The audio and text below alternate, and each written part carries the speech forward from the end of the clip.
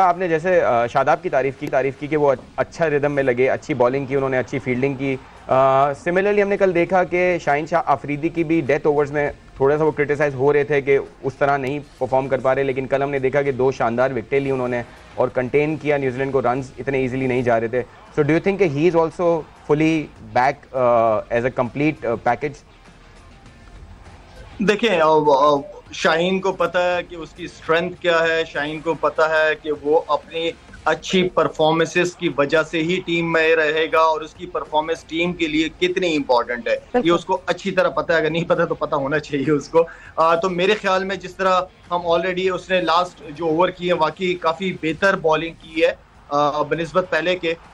जिस तरह हमने कहा था कि यहाँ पे जो है वो हर पिच पे आउट करने नहीं जाते, यहाँ ऐसी पिचों के ऊपर आपको अपनी लाइन और लेंथ का खास तौर पे ध्यान रखना पड़ता है क्योंकि बैट्समैन आपको मौका नहीं देता, पिचेस बहुत अच्छी हैं तो जिसकी वजह से आपकी बॉलिंग के अंदर variation, yorkers, slow one, slow bouncers, इसका खास ख्याल रखना पड़ेगा क्योंकि यहाँ पे बॉल जो है वो ग्रिप लेता है, बॉल होता है। तो मेरे ख्याल में जितना आप इस चीज को जल्द से जल्द सीखोगे आप उतना ही बेहतर परफॉर्म करते रहोगे। लाला बट एक कंसर्न, शाहीन की स्पीड, कल जो सबसे फास्टेस्ट डिलीवरी शाहीन ने की है दैट वाज 137, क्या वो परेशान है इस हवाले से?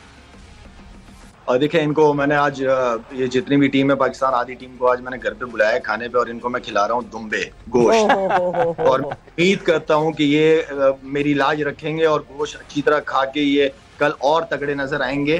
तो मैं बाकी मैं इनसे पूछता हूँ कि भाई तुम लोग की स्पीडों में क्या हो रहा है, कहाँ जा रही है स्पीडें तुम लोगों की? चलिए बिल्कुल, यानी कल जब हमें तेज तरार फास्ट बॉलिंग करते हुए दिखे हमारे फास्ट बॉलर्स तो सबको पता होना चाहिए ये सारा जो है वो दुम्बों का दम है। इनको मेरे दुम्बे जो है ना इनको राज आ गए, अगर इन्होंने मेरी इज्जत नहीं रखी, कल मेरा भी प्लान है मैच जाके देखने का, तो अगर इन्होंने मेरी लाज नहीं रखी ना तो मेरा नहीं ख्याल कि इनको दोबारा अपने घर का नमक खिलाऊंगा। तो हम हो सकता है कल शाहिद भाई को जो है वो नेशनल स्टेडियम से लाइव ले रहे होंगे शो को। हाँ, यू नेवर नो, बट ठीक है लाला, थैंक यू, बहुत बहुत शुक्रिया for being here. Thank you so much Lala, thank you. तो मतलब ये कि ऑब्वियसली देखें एक कंसर्न तो है कि अगर फास्ट बॉलर की स्पीड उतनी ना हो, और जिस तरह शाहीन की बात की है कल भी हमने ये नोटिस किया, शाहीन का पहला spell was not that effective, Shaheen का second spell was not that effective, मगर शाहीन का जो तीसरा स्पेल था that was spot on.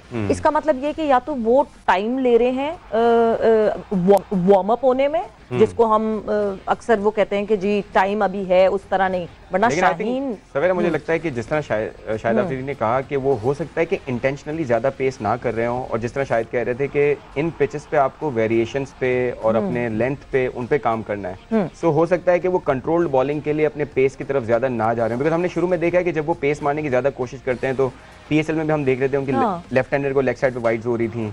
So probably हो सकता है that's not what Shaheen is.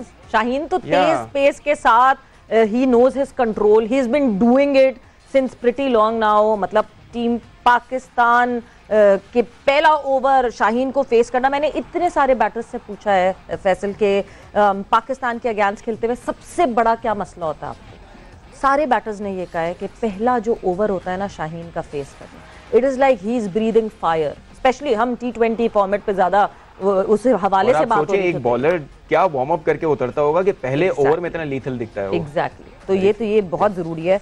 But talking about Naseem Shah बहुत अच्छी परफॉर्मेंस कर रहे हैं। वो कहते हैं ना कि नहीं विकेट के कॉलम में बहुत सारी विकेटें हों तो ही अच्छी, नहीं, इकोनॉमिकल होना भी किसी के लिए जरूरी है, and Naseem Shah is bowling brilliant. Absolutely, जिस लेंथ पे जिस एक्यूरेसी के साथ उन्होंने बॉलिंग की है, और हमें T20 वर्ल्ड कप के फाइनल में हम शायद सोच रहे थे कि ये पिच ऐसी है कि जहाँ जो सूट करी है नसीम शाह को, लेकिन हम देख रहे हैं कि उस तरह की बॉलिंग उन्होंने बाद में भी दिखाई है हमें, और स्पेशली T20 सीरीज में भी, अब ODI में भी वो इस तरह की बॉलिंग करें, which is very nice to see. नहीं, एंड स्पेशली देखिए कल जो है, कल जो कराची की पिच थी वो तो स्लो थी पिच, मगर जिस तरह नसीम ने, जहां एक बैटिंग पैराडाइज था पिंडी, वहां पे जिस तरह कंटेन किया, that was commendable. No doubt, absolutely. We have something to show on Naseem Shah, should we show it to our viewers और फिर उसके बाद बात करते हैं। Anything? नहीं? Alright, so coming back to how Naseem Shah has bowled, कल के अगर आपने आखिरी 10 ओवर्स में मैं देख रहा था पाकिस्तान ने 80 रन किए थे और न्यूजीलैंड को कुछ 90-95 रन चाहिए थे, तो उस वक्त ऐसा लग रहा था कि now your special bowlers which is Naseem Shah and Shaheen Shah Afridi, they have to deliver, and Fortunately, they did deliver and बिल्कुल। they bowled and Naseem like Shah, वो जो हम champions, कह रहे थे दिखाने के लिए, हाँ। नसीम शाह ने शिपली को जो बोल्ड किया था, आपको दिखाते हैं। शेन बॉर्न, मैंने देखा था, उसकी बॉलिंग मुझे अच्छी लगी थी और मैंने उसका एक्शन कॉपी करने की कोशिश की थी। वैसे जैसे टेप बॉल वगैरह में नहीं करते, उसकी तरह बॉल करना, ये क्या बात है। न्यूजीलैंड के खिलाफ ही शेन बॉर्न वाली जो है वो स्ट्रैटेजी अपना के, एंड यस, ये नसीम ने आपको इंटरव्यू का चंक भी दिखा जो ईद में हमारी डिस्कशन हुई थी नसीम शाह से, कि he is inspired by Shane born, और वो बड़ी कोशिश करते हैं कि उस तरह उस लेवल पे बोलिंग कर सकें, बिकॉज अपने जमाने के क्या वैसे ये यंगस्टर्स के लिए बहुत बड़ी लर्निंग है। हाँ। If you follow somebody, this is how you should follow somebody. बिल्कुल, उन्होंने Touch that mark then. Absolutely. So जो यंगस्टर्स देख रहे हैं, एक तो नसीम शाह ने वाकई ऐसी बॉलिंग की है कि youngsters should learn from it.